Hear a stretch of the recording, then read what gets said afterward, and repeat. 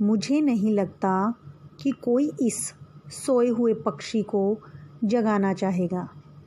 लेखक कहते हैं कि एक ऐसा पक्षी जो अपनी ज़िंदगी का आखिरी गीत गाकर प्राण त्याग देता है, ऐसे पक्षी को कोई जगाना नहीं चाहेगा। वर्षों पूर्व यानी बहुत साल पहले खुद सालिम अली ने कहा था कि लोग पक्षियों को आदमी की नज़र से देखते हैं, कि जब वो पशु पक्षियों को देखते हैं तो उनकी जो दृष्टि होती है वो आदमी की दृष्टि से देखते हैं, और यह उनकी भूल है, यानी यह उनकी गलती है। पक्षियों को आदमी की नज़र से नहीं देखना चाहिए। ठीक उसी प्रकार उदाहरण दिया है उन्होंने, जैसे जंगलों और पहाड़ों, झरनों और आबशारों।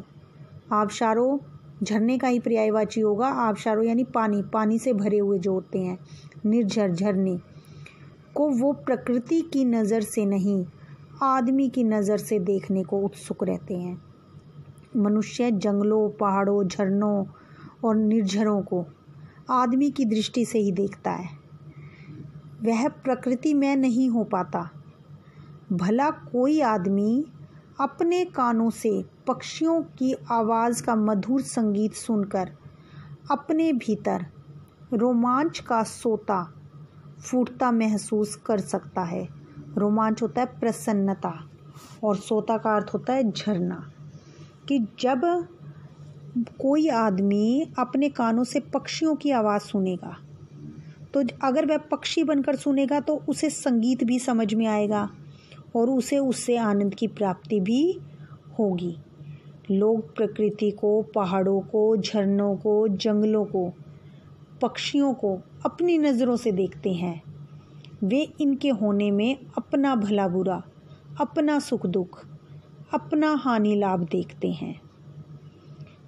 इसका कारण यह है कि अधिकांश लोगों की दृष्टि जो है वह अपने स्वार्थ तक सीमित है। बच्चों, पक्षियों की भाषा अलग होती है और मनुष्य उसे समझ नहीं सकता।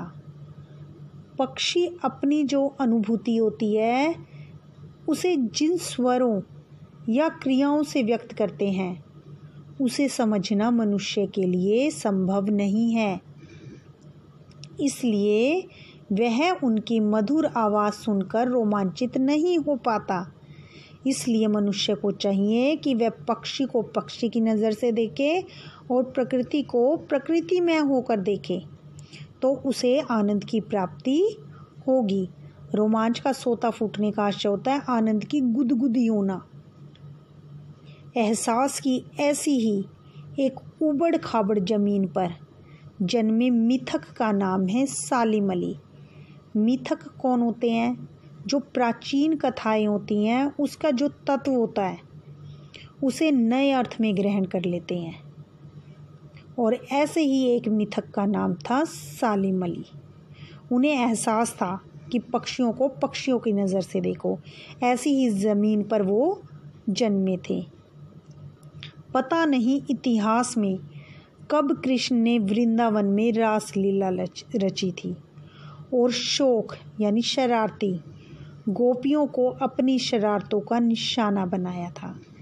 लेखक कहते हैं कि लेखक को नहीं पता कि कृष्ण ने वृंदावन में रासलीला कब रची और गोपियों ने अपनी शरारतों का उन्होंने निशाना बनाया था।